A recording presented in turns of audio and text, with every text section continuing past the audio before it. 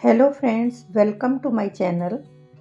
आज मैं आप लोगों के सामने एक उपन्यास शुरू कर रही हूँ, शरत चंद्र चट्टोपाध्याय जी का अंतिम प्रश्न। उन्होंने 30 से ज़्यादा उपन्यास लिखे, जैसे परिणीता, देवदास, बड़ी दीदी, मंजली दीदी आदि। लेकिन अंतिम प्रश्न अपने समय से काफ़ी आगे है, उस समय के सामाजिक परिवेश से हटकर है। उस समय की नारी काफ़ी कम पढ़ी लिखी होती थी, जो सिर्फ चार दीवारी में रहकर ही अपना जीवन बिता देती थी। पर इस कहानी की पात्र कमल, जो शिवनाथ के साथ लिव इन रिलेशनशिप में रहती है, उस जमाने में कोई भी कॉन्सेप्ट नहीं जानता था। इस तरह की नारी को असम्मान की नज़र से देखा जाता था। लेकिन कमल इस मेल डोमिनेटेड सोसाइटी की थोपी हुई ट्रेडिशनल वैल्यूज़ को चैलेंज करती है। वो अपने विचारों को लॉजिक के साथ रखने का साहस रखती है। ज़्यादातर पुरुष इस तरह की नारी को अच्छा नहीं मानते। शिवनाथ, जो अपनी पत्नी को धोखा देता है कमल के लिए, और कमल को धोखा देता है मनोरमा के लिए। इस कहानी का मुख्य डिस्कशन का सेंटर आशुतोष बनर्जी या आशु बाबू का घर है, जो एक वृद्ध हैं जिनकी स्त्री का निधन हो चुका है। ये नॉवल काफ़ी बोल्ड विषय पर आधारित है। मुझे ये अच्छा लगा तो मैंने सोचा ये आप लोगों के साथ शेयर करना चाहिए। इसको मैं 25 भागों में आप लोगों के सामने प्रस्तुत करूंगी। अभी तक आप इसके 21 भाग सुन चुके हैं, तो आइए सुनते हैं इसका 22वां भाग। 10-12 दिनों से कमल आगरा में नहीं है। कहाँ गई है पता नहीं, मगर आशु बाबू को उससे ज़रूरी काम है। कम ज़्यादा सभी चिंतित हैं, मगर चिंता के बादल सबसे ज़्यादा घने हरेंद्र के ब्रह्मचर्याश्रम पर हुए।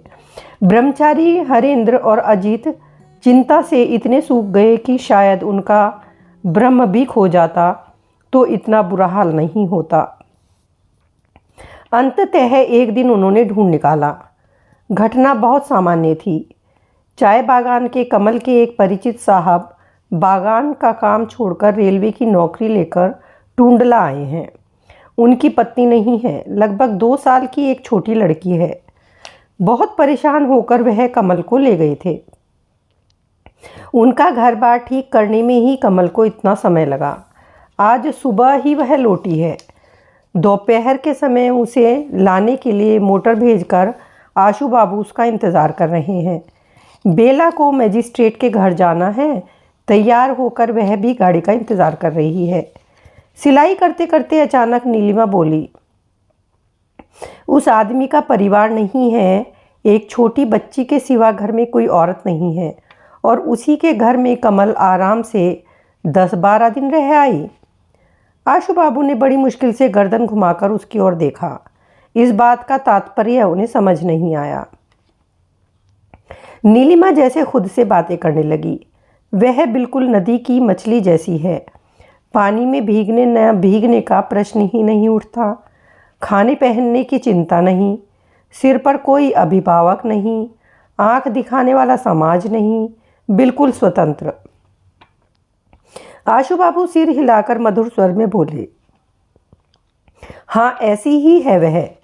उसके रूप यौवन की सीमा नहीं है। बुद्धि भी कभी समाप्त नहीं होगी। उस राजेंद्र से कितनी जान पहचान थी, मगर पुलिस के डर से जब किसी ने उसे आश्रय नहीं दिया तो वह बिना किसी संकोच के अपने घर बुला लाई। किसी की सलाह लेने की ज़रूरत ही नहीं समझी। कोई भी जो काम नहीं कर पाया उसे आसानी से कर दिया।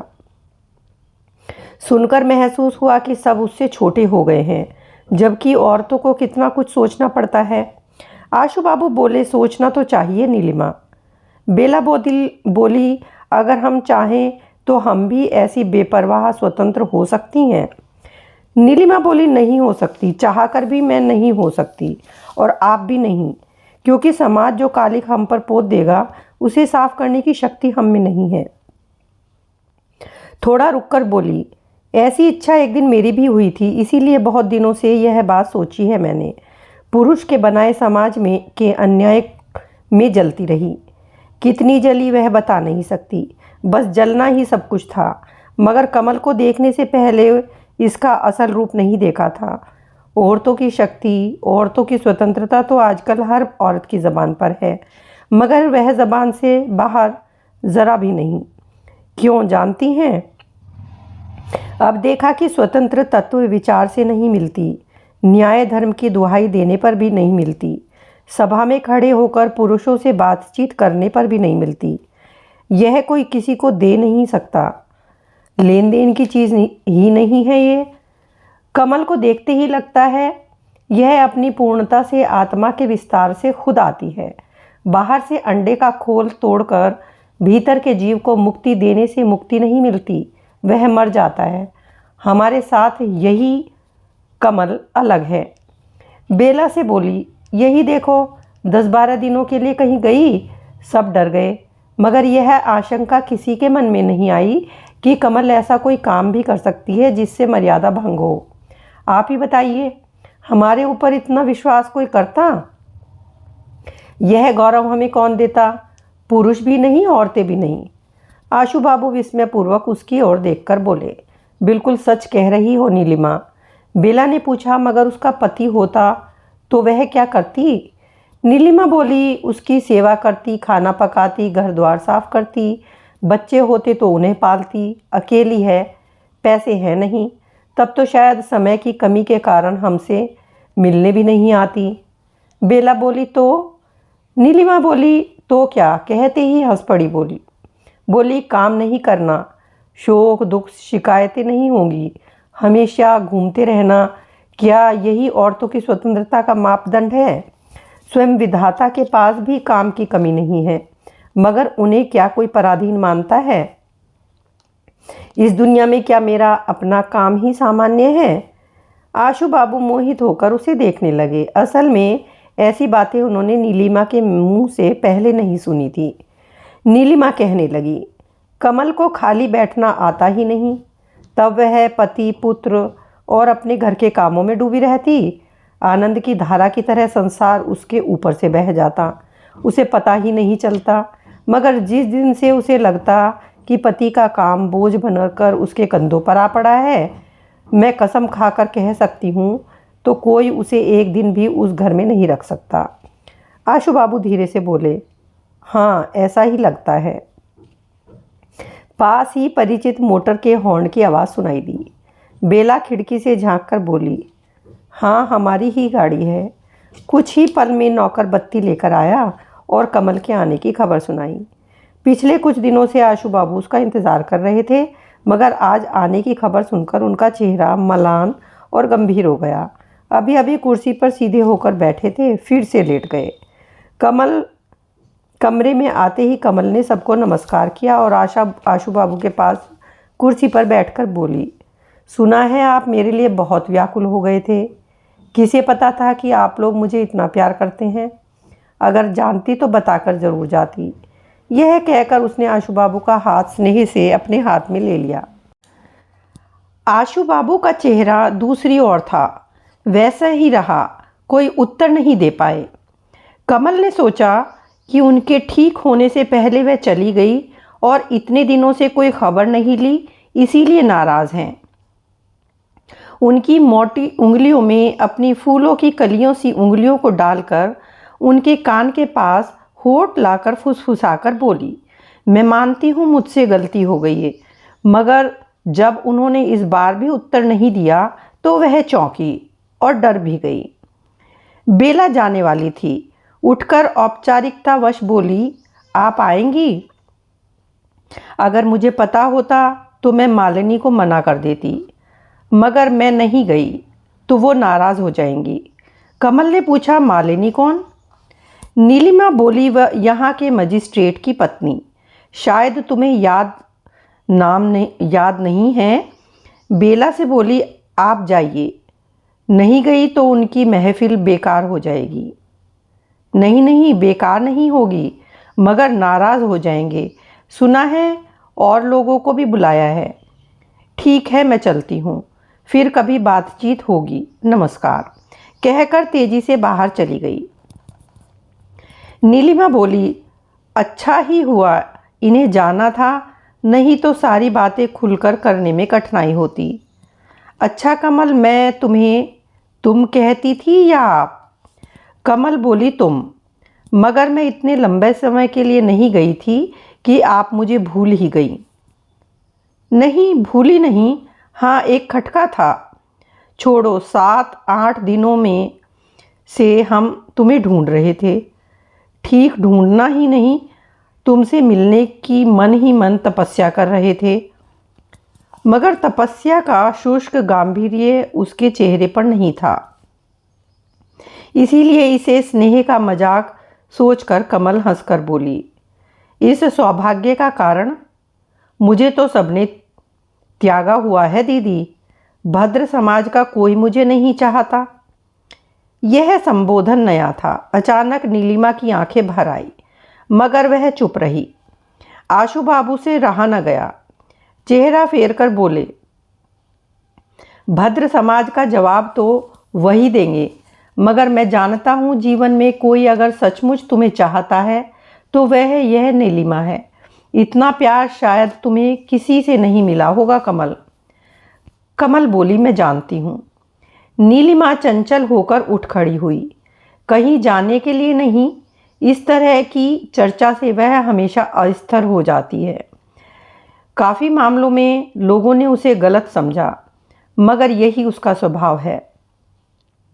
बात को जल्दी से दबाकर बोली, कमल, तुम्हें 2 खबर देनी है। कमल उसके मन का भाव समझकर बोली, तो बताइए। नीलिमा आशु बाबू की ओर इशारा करके बोली, वे शर्म से तुमसे मुंह छिपाए हुए हैं, इसीलिए मैं ही कहती हूँ। मनोरमा के साथ शिवनाथ का विवाह तय हो गया है। पिता और भावी ससुर की सहमति और आशीर्वाद के लिए दोनों ने पत्र लिखा है। यह सुनकर कमल का चेहरा पीला पड़ गया, मगर उसी क्षण खुद को संभालकर बोली, इसमें इन्हें किस बात की शर्म? नीलिमा बोली, वह इनकी बेटी है इसलिए। और पत्र पाने के बाद से रोज़ एक ही बात कह रहे हैं कि आगरा में इतने लोग मरे, भगवान ने इन पर दया क्यों नहीं की। जानबूझकर कभी कुछ गलत नहीं किया, यह इनका विश्वास था कि इसी कारण ईश्वर की इन पर दया है। वही दर्द इनके लिए आज सबसे बड़ा हो गया है। मेरे सिवा किसी को कुछ भी बताए नहीं पाए और रात दिन मन ही मन तुम्हें पुकारते रहे। शायद उनकी धारणा है कि तुम ही इन्हें इस कठिनाई से बाहर निकाल सकती हो। कमल ने झांक कर देखा। आशु बाबू की बंद आंखों से आंसू बह रहे थे। उसने हाथ बढ़ाकर वह आंसू पोंछे और चुप बैठी रही। थोड़ी देर बाद बोली, एक खबर तो हो गई, दूसरी? नीलिमा रहस्यमय ढंग से कहना चाहकर कह नहीं पाई। बोली, मामला अभावित है, मगर बड़ा नहीं। हमारे मुखर्जी बाबू के स्वास्थ्य को लेकर सबको चिंता थी, मगर वे ठीक हो गए हैं और फिर उनके भैया भाभी ने जबरन उनका विवाह करवा दिया है। शर्म के साथ उन्होंने आशु बाबू को पत्र लिखकर यह बताया है अभी अभी। यह कहकर वह हंसने लगी। इस हंसी में न सुख था न कौतुक। कमल उसकी ओर देखकर बोली, दोनों ही विवाह के मामले हैं, एक हो गया है, दूसरा होने वाला है, मगर मुझे क्यों ढूंढ रहे थे? इनमें से किसी को भी मैं तो रोक नहीं सकती। नीलिमा बोली, शायद रोकने की कल्पना लेकर ही ये तुम्हें ढूंढ रहे थे, मगर मैंने तुम्हें नहीं ढूंढा। बस भगवान से कहा था कि तुम मुझे मिलो। बांग्लादेश में औरत होकर जन्म लेकर भाग्य को दोष देने से कुछ नहीं होगा, मगर बुद्धि के दोष से पिता का घर ससुराल दोनों को ही खो दिया है मैंने। इसका जो नुकसान मेरे भाग्य में हुआ उसका विवरण नहीं दे सकती। अब भगनीपति के घर मुझे आश्रय नहीं मिलेगा। आशु बाबू की ओर इशारा करके बोली, दया दक्षिणा की सीमा नहीं है। जब तक यहाँ है सिर ढकने के लिए छत मिल जाएगी, मगर उसके बाद अंधेरे के सिवा कुछ दिखाई नहीं देता। सोचा है तुमसे आश्रय मांगूंगी, नहीं मिला तो मर जाऊंगी। पुरुष से दया की भीख मांगकर लहरों में पड़े कूड़े की तरह घाट घाट पर रुकते हुए जीवन नहीं काटूंगी। कहते कहते उसका स्वर भारी हो गया, मगर आंसू रोके रखे। कमल उसकी ओर देखकर हंस दी। हंस क्यों रही हो? उत्तर देने से हंसना सहज है, इसलिए। नीलिमा बोली, जानती हूँ, मगर आजकल यूं अचानक गायब हो जाती हो, मुझे डर लगता है। कमल बोली, हो भी जाऊं गायब, मगर ज़रूरत पड़ी तो मुझे आप नहीं ढूंढोगी दीदी, मैं ही आपको ढूंढ निकालूंगी। इस विषय में निश्चिंत रहें। आशु बाबू बोले, अब ऐसा ही अभय मुझे भी दो कमल, मैं भी उसकी तरह निश्चिंत हो सकूं। आदेश दीजिए, मैं क्या करूं? तुम्हें कुछ नहीं करना कमल, जो कुछ करना है मैं ही करूंगा। मुझे बस इतना उपदेश दो कि पिता के कर्तव्य में अपराध ना करूं। इस विवाह को सम्मति नहीं दे सकता, सिर्फ इतना ही नहीं, यह विवाह मैं नहीं होने दे सकता। कमल बोली, सम्मति आप न भी दें, मगर कैसे रोकेंगे? आपकी बेटी बड़ी हो गई है। आशु बाबू अपनी उत्तेजना छिपा नहीं पाए, क्योंकि अस्वीकार करने का कोई उपाय नहीं है, यह बात वे जानते थे। बोले, जानता हूँ, मगर लड़की को भी जान लेना चाहिए कि पिता से बड़ा नहीं हुआ जा सकता।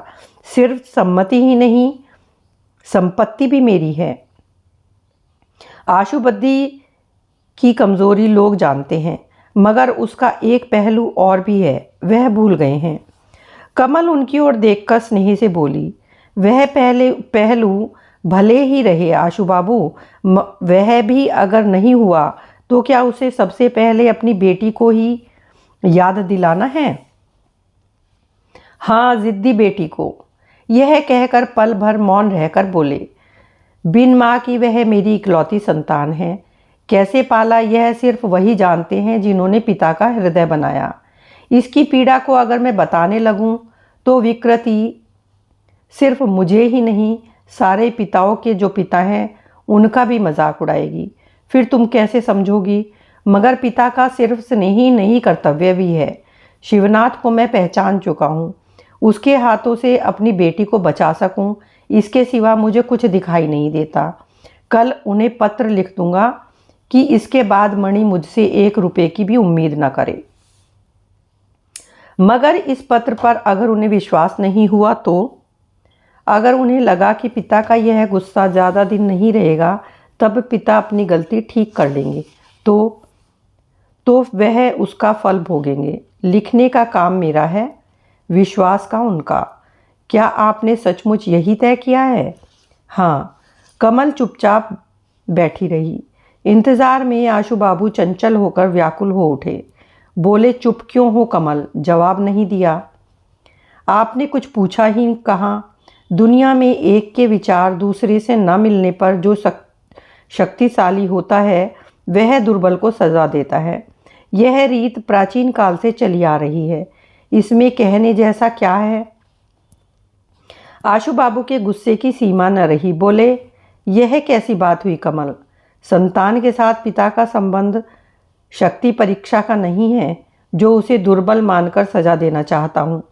कठोर होना कितना कठिन है यह सिर्फ पिता ही जानता है। फिर भी इतना बड़ा कठोर संकल्प किया है उसे गलती से बचाने के लिए ही तो। क्या सचमुच तुम्हें यह समझ नहीं आया?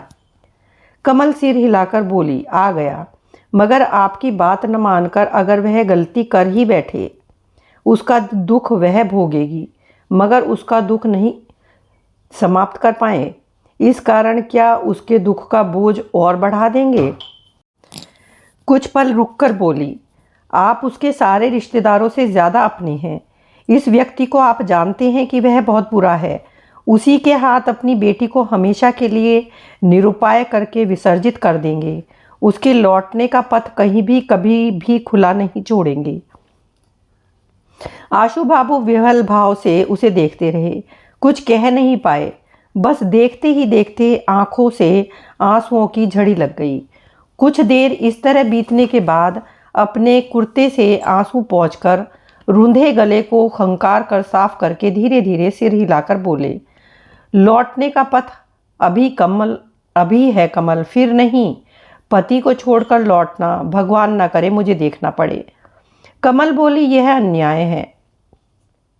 मैं तो प्रार्थना करती हूँ कि जब उसे गलती अपनी आंखों से दिखाई दे, उस दिन उस गलती को सुधारने का पथ बंद ना हो। इसी तरह खुद को सुधारते सुधारते इंसान आज इंसान बन गया है। गलती से डर नहीं है आशु बाबू, जब तक दूसरी ओर का रास्ता खुला हो। वह पथ आज आपको बंद लग रहा है, इसलिए आपकी आशंका की सीमा नहीं है। मनोरमा अगर बेटी ना होकर कोई और होती तो यह सीधी बात उन्हें समझ आ जाती, मगर इकलौती संतान के भविष्य की दुर्गति देखकर कमल की बात वे मान नहीं पाए। बस इतना ही बोले, नहीं कमल, इस विवाह को रोकने के सिवा मुझे कुछ नहीं दिखाई देता। क्या तुम कोई उपाय बता सकती हो? मैं? इतनी देर बाद कमल को इशारा समझ आया और उससे स्पष्ट कहने के लिए उसकी स्निग्ध आवाज़ गंभीर हो गई, मगर वह सिर्फ एक पल के लिए ही नीलिमा पर नज़र पड़ते ही खुद को संभाल कर बोली, नहीं, इस मामले में मैं आपकी कोई मदद नहीं कर सकती। उत्तराधिकारी न बनने से वह डरेगी या नहीं, मैं नहीं जानती। अगर डरेगी तो मैं यही कहूँगी कि खिला पिलाकर स्कूल कॉलेज की किताबें याद कराकर लड़की को बड़ा तो कर दिया, इंसान नहीं बनाया। वह कमी पूरा करने का अवसर अगर आज अचानक आ ही गया है तो मैं क्यों बाधा दूं? आशु बाबू को यह बात अच्छी नहीं लगी। बोले, तो तुम कहना चाहती हो मुझे बाधा नहीं देनी चाहिए? कमल बोली, कम से कम डराकर नहीं, इतना ही कह सकती हूँ। मैं अगर आपकी बेटी होती तो शायद रुक जाती, मगर जीवन में कभी आपको श्रद्धा नहीं दे सकती थी। मेरे पिता मुझे ऐसा ही बना गए हैं। आशु बाबू बोले, असंभव नहीं है कमल, इस पथ पर उन्हें तुम्हारे कल्याण का पथ दिखाई दिया होगा, मगर मुझे नहीं दिखता। फिर भी मैं पिता हूँ, मैं स्पष्ट देख रहा हूँ कि शिवनाथ से कोई सच्चा प्यार नहीं कर सकता। यह उसका मोह है, यह झूठा है। यह नशा जिस दिन उतरेगा उस दिन मणि के दुखों का अंत न रहेगा, मगर तब वह किस भरोसे बचेगी? कमल बोली, चिंता तो तब तक है जब तक नशे में है, मगर नशे से बाहर आकर जब वह ठीक हो जाएगी तब डरने की कोई बात नहीं। उसका स्वास्थ्य ही तब उसे बचाएगा। आशु बाबू अस्वीकार करके बोले, यह शब्द शब्दों का खेल है कमल, तर्क नहीं। सत्य इससे बहुत दूर है। भूल की सज़ा उसे बहुत बड़ी मिलेगी, वकालत के ज़ोर से उससे बच नहीं पाएगी। कमल बोली, बच जाने का इशारा मैंने नहीं किया आशु बाबू। भूल की सज़ा भुगतनी पड़ती है, मैं जानती हूँ, उसमें दुख है, मगर लज्जा नहीं। मणि ने किसी को धोखा नहीं दिया। गलती का एहसास होने पर वह अगर लौट आए तो उसे सिर झुकाकर नहीं आना होगा। मैं आपको यही भरोसा देना चाहती थी। फिर भी भरोसा नहीं होता कमल। जानता हूँ कि गलती का एहसास उसे होगा ही, मगर उसके बाद भी उसे जीवित रहना होगा। तब वह कैसे रहेगी? किस भरोसे पर जीवित रहेगी? ऐसी बात आप ना करें। इंसान का दुख ही दुखी होने की अंतिम बात होती तो उसका मूल्य नहीं है। वह एक ओर से नुकसान को दूसरी ओर पूर्ण कर देती है। नहीं तो मैं आज तक कैसे जीवित रहती? आप आशीर्वाद दें कि जब उसे गलती का एहसास हो तो वह खुद को मुक्त कर सके, तब कोई लोभ, कोई डर उसे बांध कर न रख सके। आशु बाबू चुप रहे, उत्तर नहीं दे पाए, मगर स्वीकार भी नहीं कर पाए। काफ़ी देर बाद बोले, पिता की दृष्टि लेकर देखता हूँ तो मुझे उसका भविष्य अंधकारमय दिखता है। तुम फिर भी मुझसे यही कहोगी कि मुझे बाधा नहीं देनी चाहिए? चुपचाप मान लेना ही ठीक है। मैं माँ होती तो मान ही लेती। उसके भविष्य की चिंता मैं शायद आप जितना ही कष्ट पाती, फिर भी इस उपाय में बाधा नहीं देती। मन ही मन कहती, इस जीवन में जिस रहस्य के सामने आज वह आकर खड़ी हुई है वह मेरी सारी चिंताओं से बड़ा है। इसे स्वीकार करना ही होगा। आशु बाबू फिर कुछ देर मौन रहकर बोले, फिर भी मैं नहीं समझा कमल। शिवनाथ का चरित्र, उसके सारे बुरे कार्यों के विषय में मणि जानती है। एक दिन वह उसे इस घर में आने नहीं देना चाहती थी, मगर आज सम्मोहन में पड़कर अपना हित अनहित अपनी नैतिक बुद्धि खो चुकी है। वह कोई प्यार नहीं है, मोह है। इस झूठ को किसी भी तरह मिटाना पिता का कर्तव्य है। इस बार कमल बिल्कुल चुप हो गई और इतनी देर बाद दोनों की सोच का भेद उसे नजर आया। इनकी सोच ही अलग है और यह प्रमाण की वस्तु नहीं है, इसीलिए इनकी इतनी देर की चर्चा बेकार हो गई। जिस ओर उनकी नज़र है उस ओर 100 साल तक देखते रहने पर भी इस सत्य से मुलाकात नहीं होगी। कमल को यह समझ आ गया। उस बुद्धि की जांच, वह हिताहित बोध, वह भले बुरे सुख दुख का हिसाब, उस मजबूत बुनियाद बनाने के लिए नंबर गिनकर प्यार का फल निकालना चाहते हैं। अपने जीवन में आशु बाबू ने अपनी पत्नी को बहुत प्यार किया था। बहुत दिनों से अकेले हैं, फिर भी शायद उस घर का मूल्य शिथिल नहीं हुआ है। संसार में इसकी तुलना विरल है। यह सब सत्य है, फिर भी अलग है। इसके भले बुरे के प्रश्न को लेकर बहस करना बेकार है।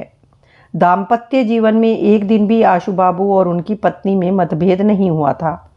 भीतर गंदगी ने स्पर्श नहीं किया। शांति और आराम से जिनका वैवाहिक जीवन बीता है, उस गौरव को कौन मिटाए। संसार ने मुग्ध होकर इसकी स्तुति की है। इसी तरह की दुर्लभ कहानी लिखकर लेखक अमर हो गए। अपने जीवन में इसे पाने की वासना हर इंसान में है, जिसकी महिमा स्वतः सिद्ध प्रतिष्ठा से में हमेशा अविचलित है। उसे कमल तुच्छ करे किस साहस से। मगर मणि, जिस दुर्भाग्य को वह खुद को सौंप देना चाहती है, उसके विषय में सब कुछ जानकर ही सब कुछ जानने के बाहर कदम रखने में उसे डर नहीं। दुख की सोचकर पिता परेशान है, मित्र उदास हैं, सिर्फ वह अकेली है जिसे कोई शंका नहीं। आशु बाबू जानते इस विवाह में सम्मान नहीं है, शुभ नहीं है, धोखे पर ही इसकी नींव है। यह मोह जिस दिन टूटेगा तब सारा जीवन दुख और लज्जा में बीतेगा। शायद यही सब कुछ सच है। मगर सब खोने के बाद भी इस लड़की के पास जो बचेगा वह पिता के शांतिमय दाम्पत्य जीवन से बड़ा है। यह बात वह आशु बाबू को कैसे समझाए। परिणाम ही जिसके लिए मूल्य आंकने का एकमात्र मानदंड हो, उसके साथ बहस कैसी। कमल की इच्छा हुई कि कहे कि आशु बाबू, मोह का अर्थ झूठ नहीं है। बेटी के हृदय में पल भर के लिए चमकी बिजली तभी शायद पिता की हमेशा जलने वाली दीप शिखा की चमक से तेज हो। मगर वह कुछ नहीं बोली, चुप रही। पिता के कर्तव्य के विषय में स्पष्ट कहने के बाद आशु बाबू उत्तर की प्रतीक्षा में अधीर हो रहे थे। मगर कमल चुपचाप सिर झुकाए बैठी थी। अच्छी तरह समझ आ रहा था कि इस विषय में वह बहस नहीं करना चाहती। कहने को कुछ नहीं है इसलिए नहीं, ज़रूरत नहीं है इसलिए। मगर इस तरह एक व्यक्ति के चुप हो जाने से दूसरे व्यक्ति का मन शांत नहीं होता। वस्तुतः इस प्रौढ़ व्यक्ति के अंतर में सत्य के प्रति एक सच्ची निष्ठा है। सिर्फ संतान के दुख की आशंका में लज्जित चित्त मुंह से कुछ भी कहलाए मगर शक्ति है, इसीलिए शक्ति प्रदर्शन करने के वह खिलाफ हैं। कमल से वे जितना मिले हैं उतना ही उनकी विस्मय और श्रद्धा बढ़ी है। लोगों की नज़र में वह निंदित है। भद्र समाज में उसका स्थान नहीं, सभा में इसे निमंत्रण नहीं मिलता। फिर भी इस लड़की का चुप रहना ही उन्हें सबसे ज़्यादा डराता है। इसके सामने ही उनका संकोच समाप्त नहीं होता। बोले, कमल, तुम्हारे पिता यूरोपियन थे, फिर भी तुम कभी उस देश में नहीं गई। मगर मैं उनमें बहुत रहा हूँ, बहुत कुछ देखा है। बहुत से प्रेम विवाहों में खुशी से गया हूँ और फिर वह विवाह अनादर और अत्याचार के कारण टूटा तो रोया भी। तुम जाती तो तुम भी देखती। कमल सिर उठाकर बोली, बिना गए भी देख रही हूँ आशु बाबू। विवाह टूटने के उदाहरण वहाँ रोज दिखते हैं, दिखेंगे ही। यह जितना सत्य है, इसे देखकर उसका स्वरूप समझना उतना ही बड़ा झूठ है। वह न्याय की पद्धति नहीं है आशु बाबू। आशु बाबू अपना भ्रम समझकर चौंके।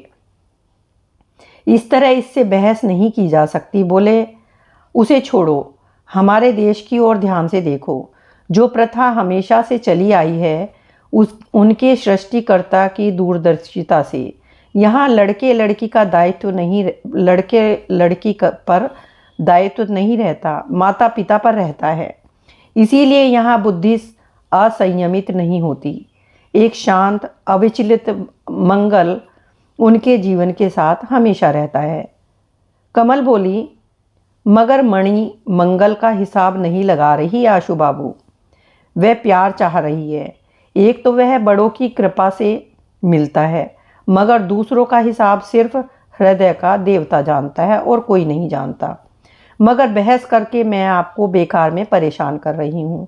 जिसके घर में पश्चिम की खिड़की के अलावा चारों ओर बंद हो, वह सूर्य उदय नहीं देख पाता, बस सूर्यास्त देख पाता है। मगर उस रंग की तुलना सूर्यास्त के रंग से करके बहस करने में बातें ही बढ़ेंगी, फैसला नहीं होगा। रात हो रही है, मैं चलती हूँ। नीलिमा इतनी देर से चुप थी, बीच में एक शब्द नहीं बोला था। अब बोली, मुझे भी तुम्हारी सारी बातें स्पष्ट समझ आ गई कमल, मगर इतना अनुभव किया है कि घर की दूसरी खिड़कियां खोल देनी चाहिए। यह नज़रों का दोष नहीं है, बंद खिड़की का दोष है। नहीं तो जिस और खिड़की खुली है, उस ओर सारा जीवन देखकर भी और कुछ दिखाई नहीं देगा। कमल के खड़े होते ही आशु बाबू व्याकुल होकर बोले, मत जाओ कमल, थोड़ी देर और बैठो। खाना नहीं, नींद नहीं, हृदय में क्या घट रहा है तुम्हें समझा नहीं सकता। फिर भी एक कोशिश और करता हूँ तुम्हारी बात समझने की। तुम क्या सचमुच यही कह रही हो कि मैं चुप रहूं और यह कुकर्म हो जाए? कमल बोली, मणि ने अगर उनसे प्यार किया है तो मैं इसे कुकर्म नहीं कह सकती। मगर मैं तुम्हें यही तो समझाना चाहता हूँ कमल कि यह मोह है, प्यार नहीं। इस गलती का एहसास उसे ज़रूर होगा। कमल बोली, सिर्फ गलती का ही एहसास नहीं होता आशु बाबू, सच्चे प्यार का संस्कार भी एक दिन टूट जाता है। इसीलिए ज़्यादातर प्रेम विवाह टूट जाते हैं। इसीलिए तो वह देश बदनाम है, इतने विवाह टूटते हैं वहाँ। इतना सुनते ही आशु बाबू को जैसे कोई प्रकाश दिख गया। आग्रहपूर्वक बोले, हाँ कमल, हाँ, यह मैंने अपनी आंखों से देखा है। नीलिमा अवाक देखती रही। आशु बाबू ने पूछा, मगर हमारे देश की यह विवाह प्रथा, उसे तुम क्या कहती हो? वह तो सारा जीवन नहीं टूटता। कमल बोली, टूटने की बात ही नहीं है आशु बाबू। वह नए यौवन का नशा नहीं है, बड़ों का हिसाब लगाया हुआ कारोबार है, स्वप्न का मूलधन नहीं, देखकर परखकर जांची हुई खालिस चीज़ है। किसी चीज़ में मिलावट न हो तो वह खराब नहीं होती। इस देश और उस देश, सभी जगह वह मजबूत है, सारा जीवन वज्र की तरह टिका रहता है। आशु बाबू सांस छोड़कर चुप बैठे रहे, कोई उत्तर नहीं दे पाए। नीलिमा चुपचाप देख रही थी। उसने पूछा, कमल, अगर तुम्हारी बात सत्य है, सच्चा प्यार भी मूल की तरह सहज ही टूट जाता है, तो इंसान किस पर भरोसा करे, उसकी किस पर उम्मीद टिकेगी? कमल बोली, जिस स्वर्गवास की मियाद समाप्त हो गई हो, उसी की मधुर याद रहे और उसी के साथ रहेगा दर्द का सागर। आशु बाबू को शांति और सुख की कमी नहीं थी, मगर इससे ज़्यादा उनके नसीब में नहीं है। भाग्य ने जिसे इतना सा देकर विदा किया था, उसे हम माफ़ के सिवा और क्या कर सकते हैं दीदी? रुक कर बोली, लोग बाहर से सोचते हैं शायद सब गया। मित्र डर जाते हैं, दोनों हाथों से राह ढूंढते हैं। वह मानते हैं कि उनके हिसाब से बाहर सब शून्य है, मगर शून्य नहीं है दीदी। सब कुछ खोकर भी जो बचता है, वह मोती की तरह हाथ की मुट्ठी में रहता है। बहुलता न होने के कारण रास्ते पर उनकी शोभा यात्रा नहीं निकाली जा सकती। इसीलिए दर्शक हताश होकर धिक्कार कर घर लौटते हैं, कहते हैं वह सर्वनाश है। नीलिमा बोली, कहने का कारण है कमल, मोती सबके लिए नहीं होते, आम लोगों के लिए भी नहीं। सिर से पांव तक सोने चांदी के गहने न मिलने पर जिन्हें तसल्ली नहीं होती, वह तुम्हारे उस एक मोती की कदर नहीं समझेंगे। जिन्हें शायद चाहिए, उन्हें सोने की परत पर परत लगाकर ही शांति मिलती है। बहुत बाहर, बहुत आयोजन, बहुत जगह देकर उस चीज़ की कीमत का अंदाज़ा लगाते हैं। पश्चिम का दरवाज़ा खोलकर सूर्य उदय दिखाने की कोशिश बेकार है कमल। यह चर्चा यहीं समाप्त हो जाए। आशु बाबू के मुंह से फिर लंबी आह निकली। धीरे से बोले, बेकार क्यों नीलिमा? बेकार नहीं है। ठीक है, चुप ही रहूँगा। नीलिमा बोली, नहीं, ऐसा आप नहीं करेंगे। सत्य का क्या सिर्फ कमल की सोच में है, पिता की सोच में नहीं? ऐसा हो ही नहीं सकता। उसके लिए जो सच है, मणि के लिए वह सच नहीं भी हो सकता। दुष्चरित्र पति का त्याग करने में कितना भी सत्य हो, बेला के पति को त्यागने में कोई सत्यता नहीं है। यह बात मैं जोर देकर कह सकती हूँ। सत्य पति को त्यागने में भी नहीं है, पति की दासी बनने में भी नहीं है। वह दोनों सिर्फ दायां और बायां पथ है। मंजिल खुद ढूंढनी पड़ती है। बहस से उसका पता नहीं मिलता। कमल चुपचाप देखती रही। नीलिमा कहने लगी, सूर्य का आना ही उसका सब कुछ नहीं है, उसका चले जाना भी उतना ही बड़ा है। रूप यौवन का आकर्षण ही अगर प्यार के लिए सब कुछ होता तो बेटी के लिए पिता को चिंता ही नहीं होती। मगर ऐसा नहीं है। मैंने पुस्तकें नहीं पढ़ी, बुद्धि भी कम है। बहस करके तुम्हें समझा नहीं सकती, मगर लगता है असली चीज़ तुम्हें आज तक नहीं मिली बहन। श्रद्धा, भक्ति, स्नेह, विश्वास, यह चीज़ें छीन कर नहीं मिलती। बहुत दुखों के बाद यह दिखती हैं, और जब दिखती हैं तब रूप यौवन का प्रश्न कहाँ छिप जाता है, ढूंढने पर भी नहीं मिलता कमल। तेज कमल समझ गई कि यह चर्चा बेकार है। विरोध नहीं भी नहीं, समर्थन भी नहीं। नीलिमा की अपनी बातें हैं। उसने देखा उज्जवल प्रकाश से नीलिमा के घने काले बालों की छाया में उसका सुंदर चेहरा और भी सुंदर लग रहा है, और बड़ी बड़ी आंखों की दृष्टि करुण स्निग्धता से छलक रही हैं। कमल ने मन ही मन कहा कि यह नया सूर्योदय है या श्रांत रवि का अस्तगमन, यह प्रश्न बेकार है। लाल आभा से आकाश का जो कोना आज लाल हो गया है, पूर्व पश्चिम की चिंता किए बिना उसने इसे श्रद्धापूर्वक नमस्कार किया। 2-3 मिनट बाद अचानक आशु बाबू बोले, कमल, तुम्हारी बातें मैं एक बार फिर सोच कर देखूंगा, मगर हमारी बातों में की यूं अवहेलना मत करो। बहुत लोगों ने इसे सत्य माना है। झूठ से इतने लोगों को बहलाया नहीं जा सकता। कमल ने अनमने भाव से हंसकर गर्दन हिलाई, मगर उसने उत्तर दिया नीलिमा को। बोली, जिस बात से एक आदमी को बहकाया जा सकता है, उससे लाखों लोगों को भी बहकाया जा सकता है। संख्या बढ़ना ही बुद्धि बढ़ने का प्रमाण नहीं होता दीदी। कभी जिन्होंने यह कहा था कि नर नारी के प्यार का इतिहास ही मानव सभ्यता का सबसे सच्चा इतिहास है, उन्हें सत्य का सबसे ज़्यादा पता चला।